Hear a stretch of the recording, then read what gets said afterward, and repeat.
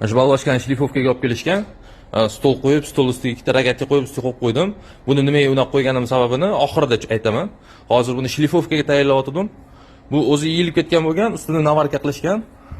Navarka qilgandan keyin takarni obrobotka qilishgan. Navarka zo'r bo'lgan, fora-mora qolmagan, yaxshi chiqqan. Buni mana shlifovkaga hozir tayyorlab, telferda ko'tarib qo'ygandim. Svet o'chib qoldi. Sababi shu. Svet o'chib qolgandan keyin u pastga tushmaydi, tepaga chiqmaydi, telfer ishlamaydi, svet bo'lmasa, o'shanga telferga nagruska bosilib turmasin deb qo'yib qo'ydim, stol ustiga shunaqa rogatga qo'yib. Endi buni svet kelsa, xudo xolasa shlifovka qilib beramiz. Agar sizlarga ham shunaqa navarka, svarka ishlarini sifatlisi kerak bo'lsa, bizda bitta akamiz borlar, hozir joylarini ko'rsatib. Mana o'sha akamiz joylari, bu yerda chungi svarka bor.